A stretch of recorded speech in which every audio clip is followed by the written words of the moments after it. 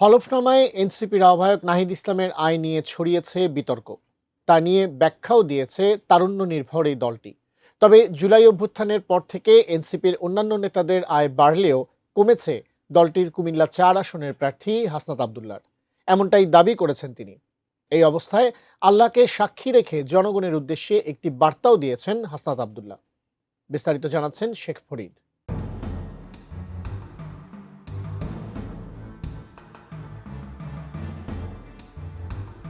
জাতীয় নাগরিক পার্টির আহ্বায়ক নাহিদ ইসলামের নির্বাচনী হলফনামা সংক্রান্ত কিছু বিভ্রান্তি সোশ্যাল মিডিয়ায় ছড়িয়ে পড়েছে। হলফনামায় দেখানো নাহিদ ইসলামের ৩২ লাখ টাকার মোট সম্পত্তি নিয়েও কিছু বিভ্রান্তি ছড়ানো হচ্ছে বলে অভিযোগ করেছে এনসিপি। এমন পরিস্থিতিতে নাহিদ ইসলামের আয় নিয়ে স্পষ্ট ব্যাখ্যা দিয়েছেন এনসিপির যুগ্ম সদস্য সচিব তামিম আহমেদ। তিনি জানান, নাহিদ ইসলামের অন্তর্বর্তী সরকারের উপদেষ্টা পদে থাকাকালীন বেতন ভাতা থেকে মোট আয় ছিল ১১,৩৬,০৭৯ টাকা। ৭ মাস উপদেষ্টা পদ থেকে গড়ে মাসিক ১,৬৫,০০০ টাকা হিসেবে তিনি এই অর্থ আয় করেন। উপদেষ্টা পদ থেকে পদত্যাগ করার পর একটি বেসরকারি প্রতিষ্ঠানের অ্যাডভাইজার হিসেবে মাসিক ১ লাখ টাকা সম্মানিতে কাজ শুরু করেন নাহিদ।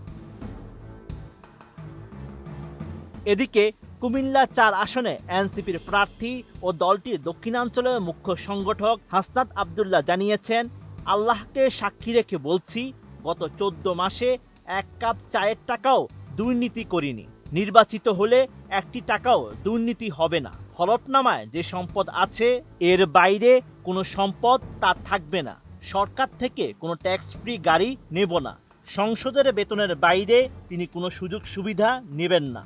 নতুন বাংলাদেশ গড়তে এলো জুলফিকার স্টিল। জুলফিকার স্টিল, ইস্পাত দৃঢ় অঙ্গীকার। ১ কাপ চায়ের টাকাও আমি দুর্নীতি করি নাই।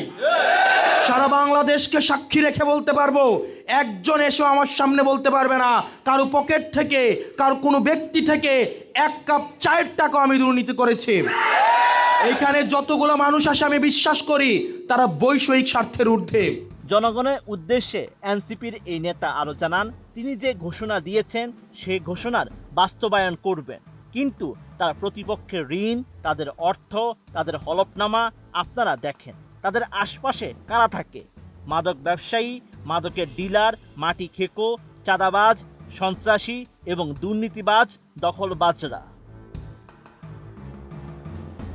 ২ জানুয়ারি খালেদা জিয়ার আত্মার মাগফিরাত কামনায় দোয়া মাহফিল অনুষ্ঠানে এসব কথা বলেন হাসনাত। তিনি জানান, বেগম খালেদা জিয়া এ দেশের গণতন্ত্রের মানসকন্যা। অন্যায়ের সঙ্গে তিনি কখনো আপোষ করেননি। ওনার দেশপ্রেমের দৃষ্টান্ত উনি নিজেই। আল্লাহ তাআলা তাকে জান্নাতবাসী করুক। নির্বাচনী স্বচ্ছতা প্রসঙ্গে হুঁশিয়ারি উচ্চারণ করে এনসিপির এই নেতা জানান, যারা অতীতে কেন্দ্র দখল করেছেন কিংবা আগামীতে দখলের পরিকল্পনা করছেন তাদের বিন্দুমাত্র ছাড় দেওয়া হবে না।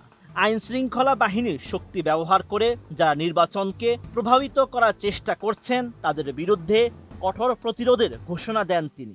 আপনি যদি ভোটাধিকার হরণ করতে আসেন, আপনি যদি কেন্দ্র দখল করতে আসেন, আপনাকে বিন্দু পরিমাণ ছাড় দেওয়া হবে না।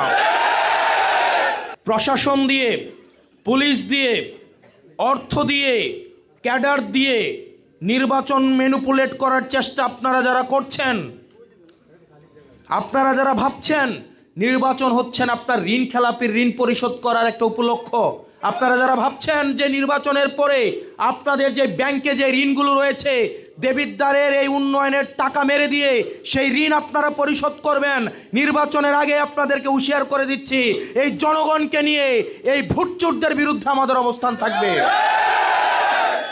Sheikh Farid, ATN news.